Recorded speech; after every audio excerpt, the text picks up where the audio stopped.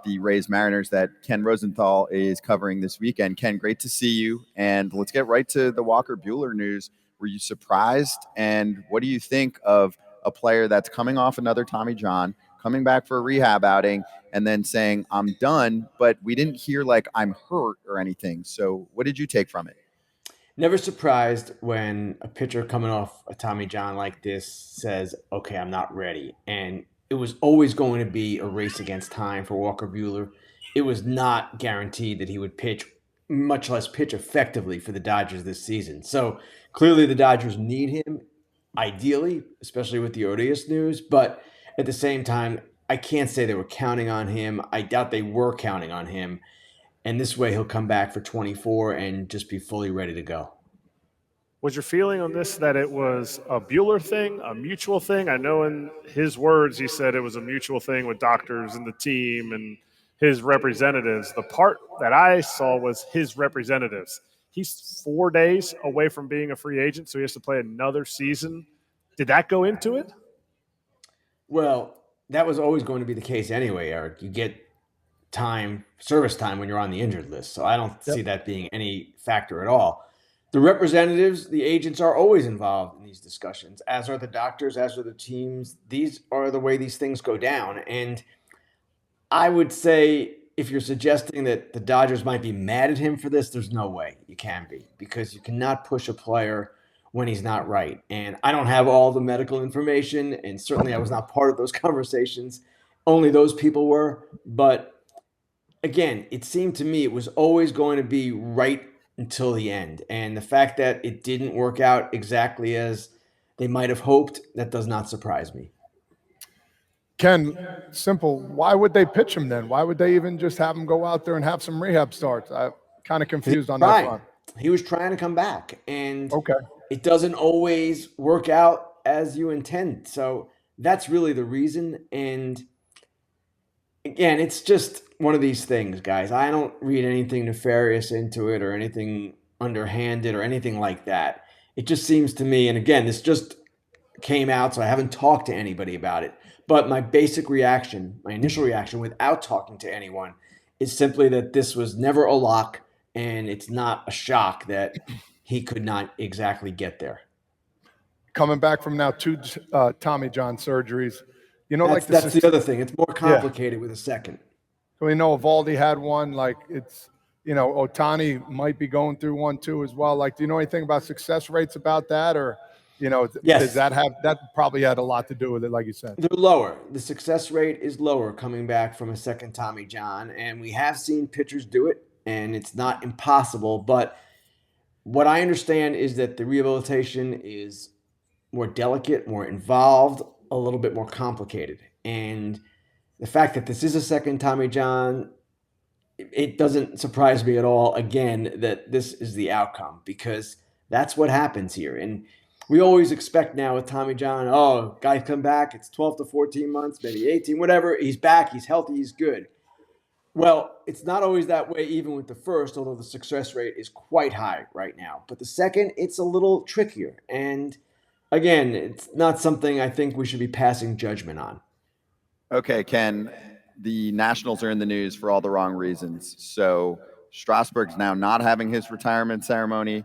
Mike Rizzo is still not signed. How do I put this kindly? What the fuck is going on in D.C.? That is not so kind, Scott. But they're in the middle of a potential sale. That's one thing that's going on. And clearly the relationship between Mike Rizzo and ownership, as I wrote today, does not appear to be as strong as the relationship between ownership and Davey Martinez. Davey Martinez, the manager, got an extension more than 2 weeks ago, and Rizzo is still kind of hanging out there. They're dismissing scouts, some of his special assistants, and they're cutting the budget on player personnel people down to the bone, it seems. And I'm not quite sure how to read this. Again, I wrote about it today in The Athletic, and it's kind of an involved situation. But it seems to me that you're telling Mike Rizzo, as the Nationals owners, okay, you can come back, but you're coming back on our terms. You're coming back maybe not for 2 years like Davey, and you're coming back with a much lesser staff, and the removals of a lot of people you brought in. And Mike Rizzo is a scout at heart. That is how he got into the game. And it must be very difficult for him to deal with scouts being let go. Now, all that said, Mike Rizzo, as I wrote, can be mercurial. He's a guy that can be difficult to work for and work with. They have not had the best record developing pitching. They were slow to embrace analytics, and they have what a lot of teams would regard as somewhat of a bloated staff. So there's never a total right or wrong in any of these situations, but ownership is under pressure here. And they're under pressure because they want to sell the team. They're under pressure because their revenues are down. Attendance is down this year. They haven't gotten a jersey patch deal. They don't have a naming rights deal for the ballpark. They're not where they should be revenue wise. And right now, it's just kind of a huge uncertain situation. And the Strasburg thing, as the Athletics Brick Garoli reported, comes down to the learners, the owners of the team, not wanting to pay the full freight. Well, guess what? You have to pay the full freight. These contracts are fully guaranteed. Steven Strasburg is not his fault. I mean, he's injured. It's not his fault that he's injured. And you didn't get insurance on the contract. Now, granted, the premiums probably would have been excessive, but that you've got to live with as the Nationals. So they planned this retirement ceremony apparently thinking they could, I don't know, get some kind of deal. And that wasn't ever going to happen. So it's a big mess all around. I guess I'd put it that way. There's so many questions that I want to ask you about this from Strasburg, but you mentioned, I think it was 14 scouts got fired, and yet this team is in a rebuild. Do I have that right? They're in a rebuild? How the heck are they supposed to rebuild?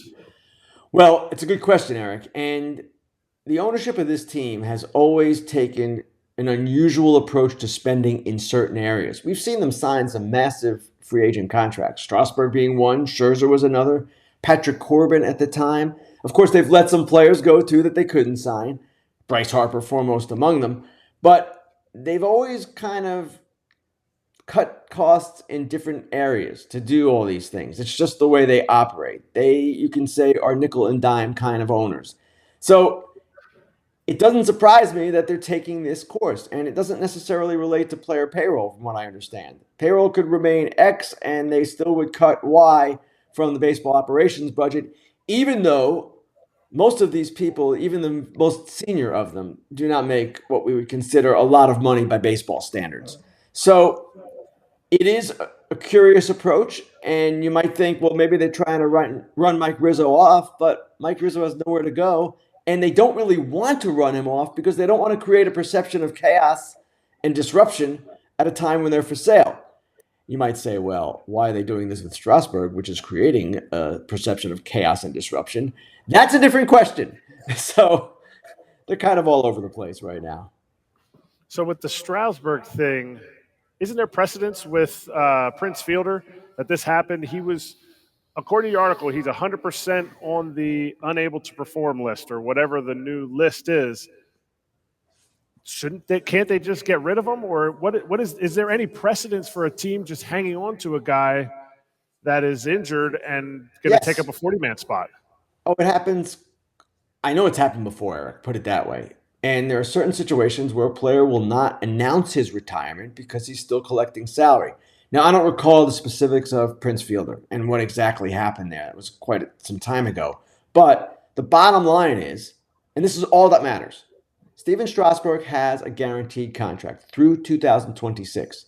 He is unable to perform physically. He just cannot do it. He's not even in a situation where he can rehab. He's done. And they are liable to pay him. They have to pay him. It's as simple as that. And baseball fans know for the most part that these contracts are pretty ironclad and you can't get out of them. Certainly you can't get out of them because a player is injured.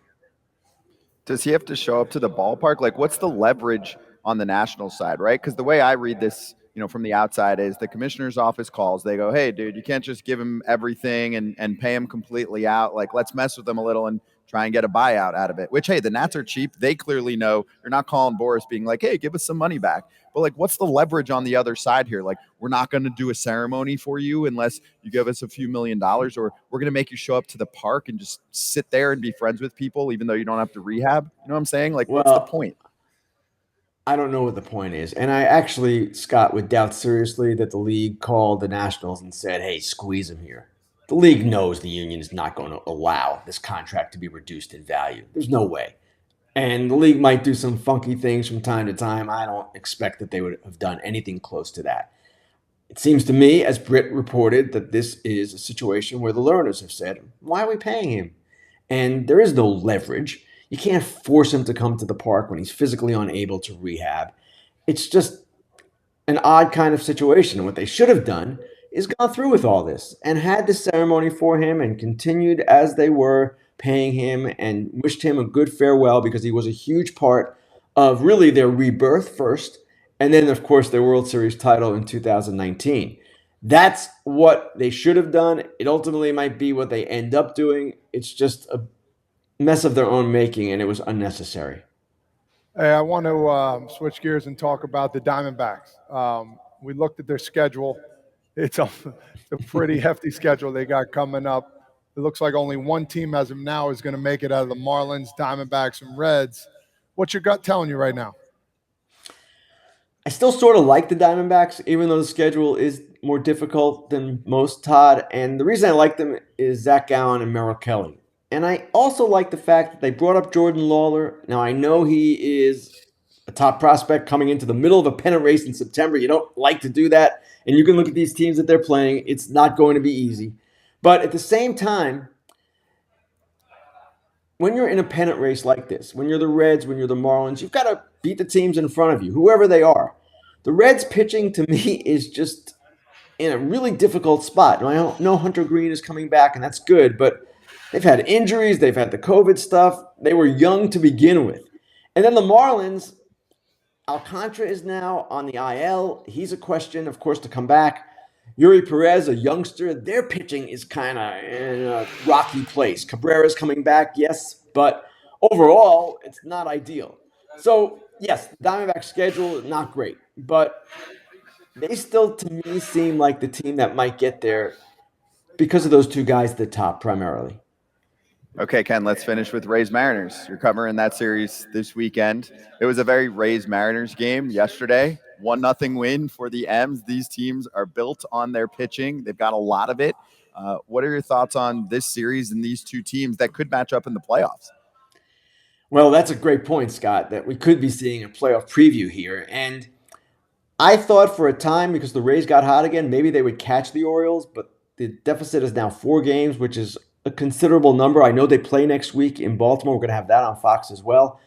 But the Rays just right now have to just get there and get in. They've got 3 starters. Even with all their injuries, they've still got 3 starters. It's Glasnow, it's Eflin, and Savali. It's 3 pretty good starters. They've got a good bullpen, and they don't beat themselves. They do a lot of good things. The Mariners are another team that could be even more dangerous than Tampa Bay because of their starting pitching.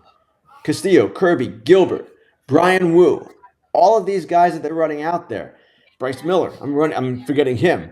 They are in the playoffs a potentially very dangerous team. They can move some of those kids into the bullpen, which has actually been okay without Paul Sewald, a couple of hiccups here and there. But that trade helped them. Canzona's helped them. Rojas has helped them. Julio's been great. Teoscar has had a great second half. Cal Raleigh is an all-star kind of player at this point. So I sort of like the Mariners right now and where they are, maybe even a little bit more than Tampa Bay. I love that. Well, enjoy the series. Maybe you'll get more than a run per game, but maybe not. And it's a good old-fashioned pitching match. We saw it with Cleveland and Tampa Bay. Remember the game that never ended in the playoffs last year? Nobody wanted to win. Well, I don't know if you put it that way, but there were some big swings and endless pitching, right? Yep. Ken, enjoy the series. We'll talk to you next week. Thanks, guys. Thank you. Woo, we had a lot of news. You know, this is supposed to be like the quieter time of year. No.